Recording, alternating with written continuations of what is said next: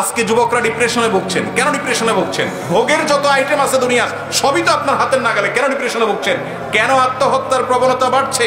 কেন মানুষ ডিপ্রেশনের কারণে দিন দিন অস্থির হচ্ছে? কেন মানসিক রোগী তরতর করে বেড়ে চলেছে?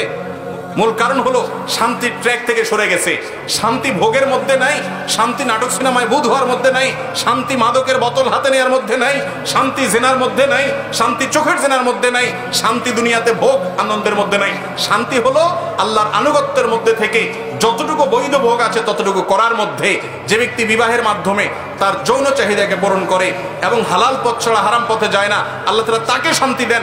যে অশান্তির পথে যায়, হারাম পথে যায়, অবৈধ পথে যায়, আল্লাহ তাআলা তাকে শান্তি দেয় না। এই জন্য একের পর এক দেখবেন চেঞ্জ করতে থাকে তার লাইফ পার্টনার, কিন্তু শান্তি কোথাও পায় না, ডিপ্রেশনে ভুগতে থাকে। আল্লাহর কসম, এই দুনিয়াতে ভোগে আল্লাহ শান্তি রাখেন নাই, ত্যাগে শান্তি রেখেছেন, আল্লাহর নির্দেশ মানার মধ্যে শান্তি রেখেছেন। আল্লাহ বিযিকরিল্লাহি তাতমাইন্নুল কুলুব। যুবকরা শান্তি পাচ্ছেন না, ডিপ্রেশনে ভুগছেন, আল্লাহর ছায়াতলে আসেন।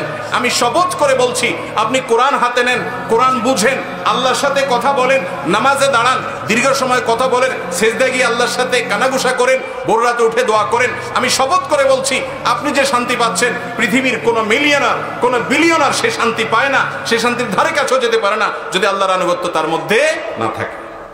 চেষ্টা করবো না ইনশাআল্লাহ? আল্লাহ তাআলা আমাদেরকে আমলের তৌফিক দান করুন।